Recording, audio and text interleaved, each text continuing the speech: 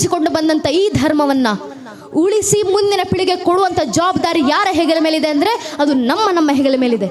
ನಾವೇ ಆ ಹೊಣೆಗಾರಿಕೆಯನ್ನು ವಹಿಸ್ಕೊಳ್ಬೇಕು, ನಾವೇ ಆ ಕೆಲಸವನ್ನು ಮಾಡಬೇಕು.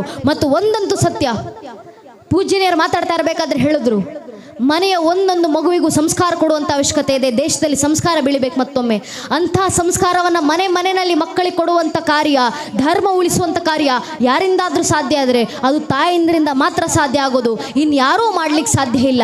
ಯಾಕೆ ತಾಯಿಂದ್ರಿಂದ ಮಾತ್ರ ಆಗೋದು? ತಾಯಿಂದ್ರೇ ಮಕ್ಕಳಿಗೆ ಸಂಸ್ಕಾರ ಕೊಡುವಂಥ ಸಾಮರ್ಥ್ಯ ಇರೋದು. ನಾನು ಹೇಳ್ತಾ ಇರೋದಲ್ಲ, ಶ್ರೀಕೃಷ್ಣ ಪರಮಾತ್ಮ ಹೇಳಿರುವಂಥ ಮಾತು. ಇಡೀ ಮಹಾಭಾರತದ ಕುರುಕ್ಷೇತ್ರ ಯುದ್ಧ ಮುಗಿದ ನಂತರ ತನ್ನ ಅಷ್ಟು ಜನ ಮಕ್ಕಳನ್ನು ಕಳ್ಕೊಂಡಿದ್ದ ಗಾಂಧಾರಿ ತಾಯಿ ಕಣ್ಣೀರಿಡ್ತಾ ಬಂದು ಕೃಷ್ಣನ ಮುಂದೆ ಕೂತ್ಕೊಂತಾರೆ. ಅದೇ ಸಮಯಕ್ಕೆ ಯುದ್ಧ ಗೆದ್ದು ಬಂದ ಪಾಂಡವರ ತಾಯಿ ಕುಂತಿ ತನ್ನ ಮಕ್ಕಳೊಂದಿಗೆ ಬಂದು ಗಾಂಧಾರಿ ತಾಯಿ ಎದುರುಗಡೆ ಕೂತ್ಕೊಂತಾರೆ. ಮಧ್ಯದಲ್ಲಿ ಶ್ರೀಕೃಷ್ಣ ಪರಮಾತ್ಮ ನಿಂತಿದ್ದಾರೆ. ಗಾಂಧಾರಿ ತಾಯಿ ಮಕ್ಕಳನ್ನು ಕಳ್ಕೊಂಡ ದುಃಖದಲ್ಲಿ, ಯುದ್ಧ ಸೋತಂತ ಕೋಪದಲ್ಲಿ ಕಣ್ಣೀರಿಡ್ತಾ ಮುಷ್ಟಿ ಬಿಗಿ ಹಿಡಿದು ಗಟ್ಟಿ ಧ್ವನಿಯಲ್ಲಿ ಕೃಷ್ಣನಿಗೆ ಪ್ರಶ್ನೆ ಮಾಡ್ತಾರೆ, ಕೃಷ್ಣ ಹೇಳು, ನನಗೆ ಯಾಕಿಂತ ಅನ್ಯಾಯ ಮಾಡಿದೆ? ಕೃಷ್ಣನಿಗೆ ಅರ್ಥ ಆಗೋದಿಲ್ಲ. ತಕ್ಷಣ ಗಾಂಧಾರಿ ತಾಯಿ ಉತ್ತರ ಕೊಟ್ಟರು, ಇಲ್ಲಪ್ಪ, ಜಗತ್ತಿನ ಮೋಸಗಾರ ಅಂತ ಕರಿಬೋದು, ಜಗತ್ತಿನ ಸುಳ್ಳುಗಾರ ಅಂತ ಕರಿಬೋದು, ಆದರೆ ನನಗೆ ಮಾತ್ರ ಸ್ಪಷ್ಟವಾಗಿ ಗೊತ್ತು ನೀನೇ ಭಗವಂತ. ಈಗ ಹೇಳಿ, ನನಗೆ ಯಾಕಿಂತ ಅನ್ಯಾಯ ಮಾಡಿದೆ? ನಾನೇ ನಿಂಗೆ ಕಲ್ಮಣಂತಂದು ಪೂಜೆ ಮಾಡಿದ್ನ? ಕುಂತಿ ಮಾತ್ರ ಹೂ ಹಣ್ಣುಗಳಲ್ಲಿ ಪೂಜೆ ಮಾಡಿದ್ಲ? ಇಲ್ಲ ತಾನೆ, ನಾನು ನಿನಗೆ ಹೂ ಹಣ್ಣುಗಳಲ್ಲೇ ಪೂಜೆ ಸಲ್ಲಿಸಿದ್ನಪ್ಪ. ಅದರಲ್ಲೂ ನಾನು ಮಹಾರಾಣಿಯಾಗಿದ್ದೆ, ಇನ್ನು ವೈಭೋಗದಿಂದ ನಿನ್ನನ್ನು ಆರಾಧಿಸ್ದೆ. ಆದರೂ ಕೂಡ ನನಗ್ಯಾಕಿಂತ ಅನ್ಯಾಯ ಮಾಡಿದೆ? ನನಗೆ ಮಾತ್ರ ಇಷ್ಟು ಕೆಟ್ಟ ಮಕ್ಕಳನ್ನೇನು ಕೊಟ್ಟೆ, ಕುಂತಿಗೆ ಮಾತ್ರ ಅಷ್ಟು ಒಳ್ಳೆ ಮಕ್ಕಳನ್ನೇನು ಕೊಟ್ಟೆ, ಏನಕ್ಕಿಂತ ಅನ್ಯಾಯ ಮಾಡಿದೆ? ಉತ್ತರ ಕೊಡು ಅಂತ ಗಾಂಧಾರಿ ತಾಯಿ ಕಣ್ಣೀರಿಡ್ತಾ ಕೃಷ್ಣನ ಮುಂದೆ ಪ್ರಶ್ನೆ ಮಾಡಿದಾಗ ಶ್ರೀಕೃಷ್ಣ ಪರಮಾತ್ಮ ನಸುನಕ್ಕೂ ಗಾಂಧಾರಿ ತಾಯಿಗೆ ಉತ್ತರ ಕೊಟ್ಟರು, ಅಮ್ಮ ಗಾಂಧಾರಿ ತಾಯಿ, ಆಗ್ಲಿಂದ ನಾನು ನಿನ್ಗೆ ಅನ್ಯಾಯ ಮಾಡಿದೆ ಅಂತ ಕಣ್ಣೀರಿಡ್ತಾ ಇದ್ದೆಲ್ಲ, ನೀನೇ ಯೋಚನೆ ಮಾಡಮ್ಮ. ನಿನ್ನ ಮಕ್ಕಳಲ್ಲೂ ಕುಂತಿಯ ಮಕ್ಕಳಲ್ಲಿ ಏನು ಮಹಾ ವ್ಯತ್ಯಾಸ ಇತ್ತು?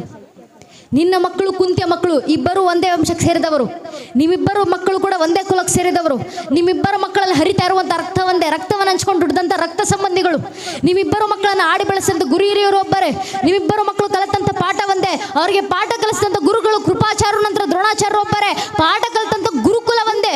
ಇಷ್ಟೆಲ್ಲ ಸಮಾನತೆ ನಿಮ್ಮಿಬ್ಬರ ಮಕ್ಕಳಲ್ಲೂ ಇರಬೇಕಾದ್ರೆ ಅಲ್ಲಿ ಬದಲಾಗಿದ್ದೇನು? ಕೃಷ್ಣ ಹೇಳ್ತಾರೆ, ತಾಯಿ ಮಾತ್ರ ನೀನು ಗಾಂಧಾರಿ ತಾಯಿ ನಿನ್ನ ಪತಿಯ ಮನೆಗೆ ಬಂದ ಕೂಡಲೇ ಅರೆ ನನ್ನ ಪತಿಗಿರೋ ಸೌಭಾಗ್ಯ ನನಗೆ ಯಾಕೆ ಬೇಕು ಅಂತ ಕಣ್ಣಿಗೆ ಬಟ್ಟೆ ಕಟ್ಕೊಂಡೆ ಸರಿ, ಆದರೆ ಮಕ್ಕಳು ಜನಿಸಿದ ನಂತರವೂ ಕಣ್ಣಿಗೆ ಕಟ್ಟಿದಂಥ ಬಟ್ಟೆ ನೀನು ತೆಗಿಲಿಲ್ಲ. ಅರ್ಥಾತ್ ನೀನು ಯಾವತ್ತು ಕಣ್ಣಿಗೆ ಬಟ್ಟೆ ಕಟ್ಕೊಂಡು ನೋಡೋದನ್ನು ನಿಲ್ಲಿಸ್ತೋ ಅವತ್ತಿನ ದಿನದಿಂದ ನಿನ್ನ ಮಕ್ಕಳು ನೋಡಬಾರ್ದನ್ನ ನೋಡಿದ್ರು, ಮಾಡಬಾರ್ದನ್ನ ಮಾಡಿದ್ರು, ಯಾರ ಜೊತೆ ಸೇರಬಾರ್ದು ಅಂಥವ್ರ ಜೊತೆನೇ ಸೇರಿದ್ರು. ಆದರೆ ಇನ್ನೊಂದು ಕಡೆ ಕುಂತಿ ತಾಯಿ ತನ್ನ ಪತಿ ತೀರಿಕೊಂಡ ನಂತರವೂ ಮಕ್ಕಳಿಗೆ ತಾಯಿ ಸ್ಥಾನದಲ್ಲಿ ಮಾತ್ರವಲ್ಲ ತಂದೆ ಸ್ಥಾನದಲ್ಲಿ ನಿಂತ್ಕೊಂಡು ಕಣ್ಣಿಗೆ ಎಣ್ಣೆ ಬಿಟ್ಕೊಂಡು ತನ್ನ ಮಕ್ಕಳನ್ನು ನೋಡ್ಕೊಂಡ್ಲಮ್ಮ. ಅದಕ್ಕೆ ಕುಂತಿಯ ಮೊದಲನೇ ಮಗು ಯುಧಿಷ್ಠಿರ.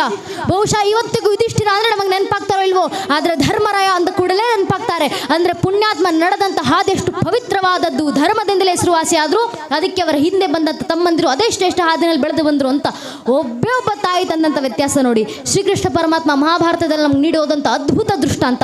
ಒಬ್ಬ ತಾಯಿ ಗಾಂಧಾರಿ ಮಕ್ಕಳಿಗೆ ಸರಿಯಾದ ಸಂಸ್ಕಾರ ನೀಡಲಿಲ್ಲ, ಪರಿಣಾಮ ಧರ್ಮ ಯುದ್ಧ ರಚನೆ ಆಯಿತು. ಲಕ್ಷಾಂತರ ಜನರ ಬಳಿ 18 ಅಕ್ಷೋಣಿ ಸೇನೆಗಳ ನಿರ್ಣಾಮ. ಇನ್ನೊಂದು ಕಡೆ ಒಬ್ಬ ಕುಂತಿ ತಾಯಿ ನಿತ್ತು ಮಕ್ಕಳಿಗೆ ಸರಿಯಾದ ಸಂಸ್ಕಾರ ಕೊಟ್ಟಂತ ಕಾರಣ ಅದೇ ಜಾಗದಲ್ಲಿ ಕೃಷ್ಣರ ದಯೆಯಿಂದ ಪಾಂಡು ಮಕ್ಕಳ ಕೈಯಿಂದ ಮತ್ತೊಮ್ಮೆ ಧರ್ಮ ಸ್ಥಾಪನೆ ಆಯಿತು.